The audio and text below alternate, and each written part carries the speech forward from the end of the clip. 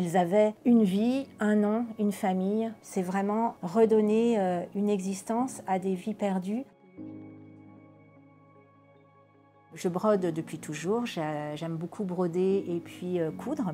Et j'ai été interpellée par l'appel de Mary Evers, une Irlandaise qui habite Londres et qui rassemble depuis début 2024 plusieurs brodeuses autour d'elle dans le monde entier pour broder les noms des personnes décédées dans la bande de Gaza depuis le début du conflit. Mary Evers, en fait, l'a conçu de manière à ce que nous rassemblions toutes les 300 brodeuses les noms de 50 000 personnes décédées depuis le début du conflit en Palestine. Quand je me suis engagée dans ce projet-là, j'avais une date butoir, c'était la fin août, c'est pour ça que ce projet, il ne m'appartient pas. Cette toile, je vais la renvoyer dès demain à Londres. Elle nous a envoyé une toile avec un normographe de manière à ce que nous inscrivions les noms toutes avec la même police. Et Mary Evers a choisi ces 3 couleurs, en hommage bien sûr aux 3 couleurs du panneau palestinien. Chaque nom se décompose ainsi. Il y a le prénom de la personne, le prénom de son père, le prénom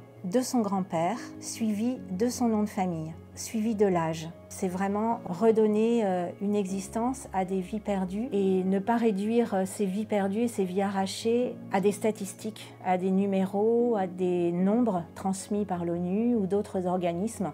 Ils avaient une vie, un nom, une famille et plein d'autres choses. Ils vivaient comme vous et moi. Ici, nous avons un bébé et donc nous inscrivons le chiffre, le symbole inférieur et le chiffre 1. C'est un prénom d'un bébé qui est décédé. Chaque nom, c'est 30-35 minutes à peu près. Donc j'ai à peu près consacré 95 heures à ce travail. Effectivement, on s'imprègne de tout ça. Je commence à être très émue d'en parler maintenant. Il est temps qu'ils rejoignent Londres, je pense. Ça a pris de plus en plus d'importance au fil des semaines. C'est vrai qu'au début, je m'en rendais peut-être pas compte. Et puis progressivement, ces noms sont venus s'imprimer en moi. C'est vrai que pour les enfants, inscrire leur âge, c'est devenu dur au fil du temps. C'est vrai que les derniers jours, c'était plus difficile de terminer. Mais en même temps, c'est tellement important de pouvoir témoigner d'une manière non violente de ce qui se passe que j'étais très motivée pour aller au bout, de réunir sur 275 panneaux 50 000 noms de personnes décédées à Gaza.